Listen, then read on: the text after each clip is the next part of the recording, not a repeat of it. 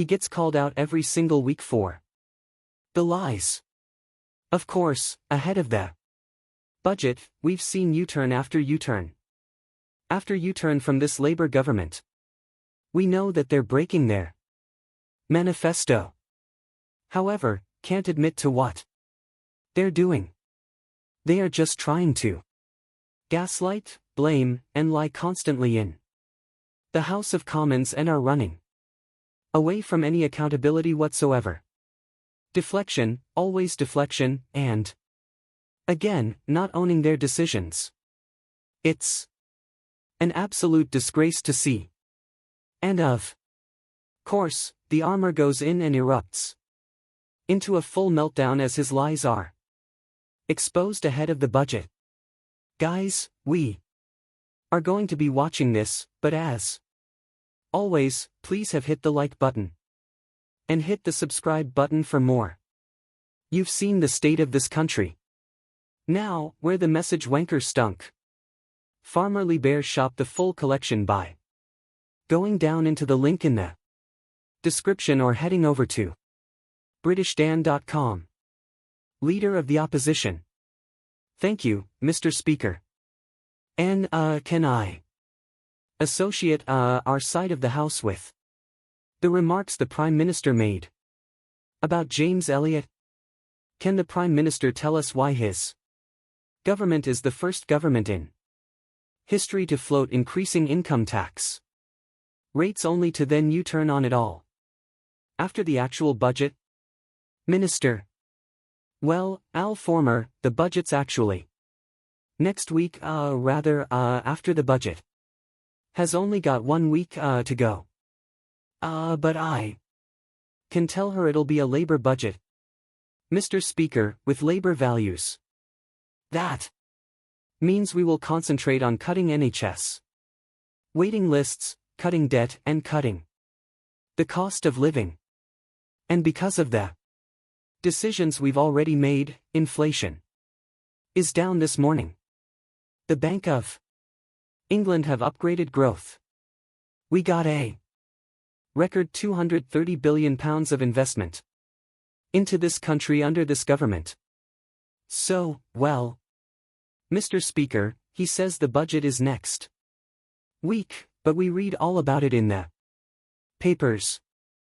This is the first budget to unravel before it's even been delivered. The Chancellor's cluelessness, I'm afraid, is damaging the economy. Now, the Prime Minister needs to end this shambles. So, can he confirm today that he won't break another promise by freezing income tax thresholds? Mr. Speaker, that the budget is 1 week today and we will lay out our plans. But what we won't do, Mr. Speaker, I've said. What we will do in terms of protecting the NHS and public services. What we won't do is inflict all austerity on the country as they did cause huge.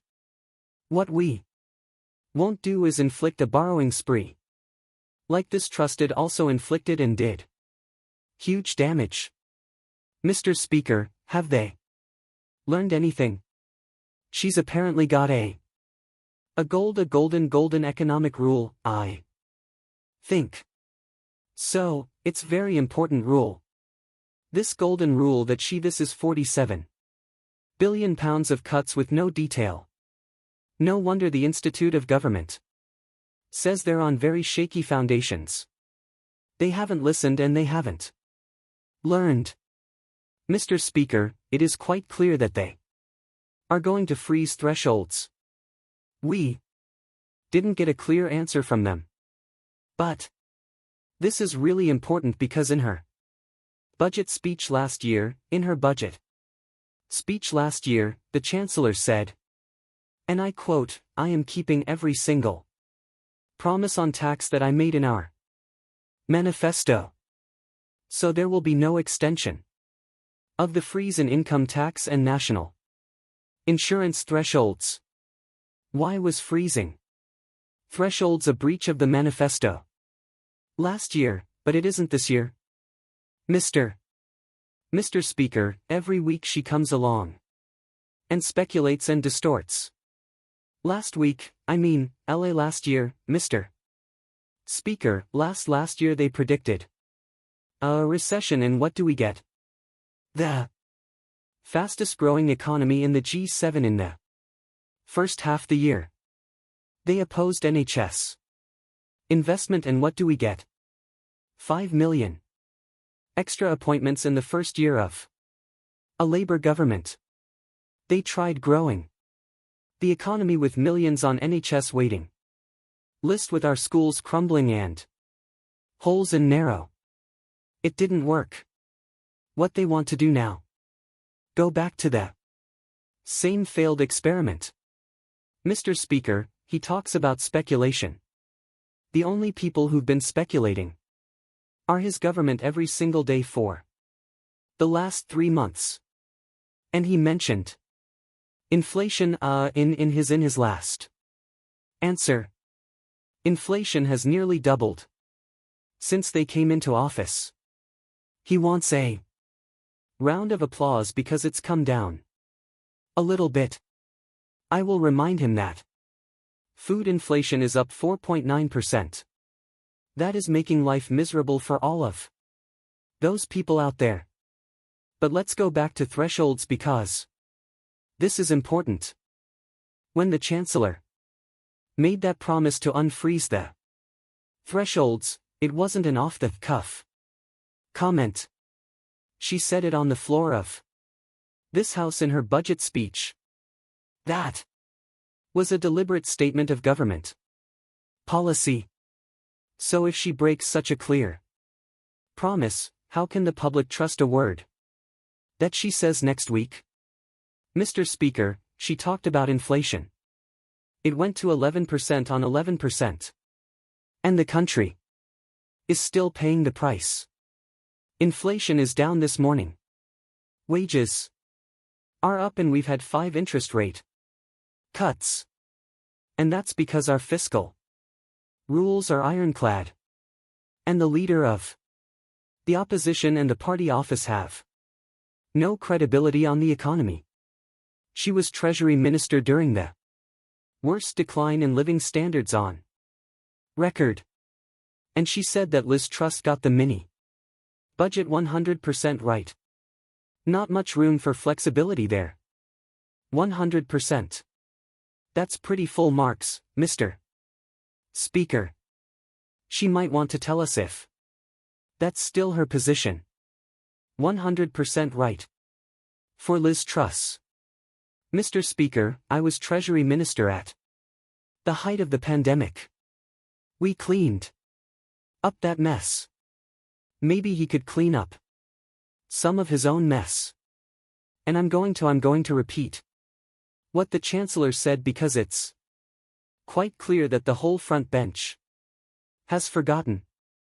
She said, I have come to the conclusion that extending the threshold freeze would hurt working people. It would take more money out of their pay slips.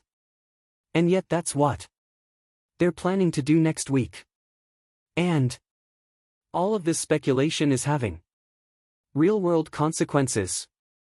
Just this morning, the UK chair of ExxonMobil said, and I quote, "The government needs to understand that the whole industrial base of the UK is at risk unless they wake up and realize the damage their economic policies are doing." Mr. Speaker, can the Prime Minister tell us, is the loss of UK industry the price the country has to pay for having a clueless Chancellor? Mr. Speaker, let me just say about ExxonMobil. It is a difficult time for the workforce there, and we must focus on supporting them. We've been meeting the company for over 6 months and explored every possible reasonable avenue. They've been facing losses for the last 5 years. It's best to do the detail before you chant her. And they're currently losing £1 million a week. But she She talks about policy and approach. On energy policy. She follows reform on the European Convention. She follows the man who wants her job. And when her shadow minister said we should deport people lawfully here to achieve cultural coherence, she pretended that it didn't happen. I could go on. She was the trade secretary. That didn't sign any trade deals. Cheerleader for the mini-budget. Cheerleader for open borders, and when they were crashing the economy, botching Brexit, and running down the NHS, she was right at the center. She hasn't got an ounce of credibility. Not, Mr. Speaker, on energy policy. What we are doing is listening to industry. What happened? I had around. Mr. Slinger, please. We don't want to have to sling you out. Mr. Speaker, just this morning. We heard from the chair of one of our largest energy companies. Last week I had a round table with energy companies. And what they had to say about this Prime Minister and his energy secretary is unprintable. They are absolutely furious. Our oil and gas industry is dying. And he's standing there saying he had meetings. People out there are struggling. Mr. Speaker, the budget chaos is causing real anxiety. People aren't buying houses. Businesses aren't hiring. And they are canceling investment decisions. 2 weeks ago, the Chancellor called a ridiculous press conference to blame everyone else for her having to raise income tax. Then last week, she U-turned on her own U-turn. Instead, we can see they're planning to freeze income tax thresholds. Something she said last year would be a breach of their manifesto. They are making it up as they go along. Doesn't the country deserve better than government by guesswork? Mr. Speaker, either we renew our country with labor or we go back to austerity 2.0 with reform of the tourists. They left waiting lists at record highs. Almost 1 million more children in poverty, and they wrecked our public services. She comes here to talk down the country. We're turning the page. More NHS appointments, free breakfast clubs, free child care, more homes, and better public services. That's what we're fighting for. A Britain built for all. Guys, what did you make of that? Do let me know your thoughts down there in the comments section below. And don't forget to hit like and subscribe for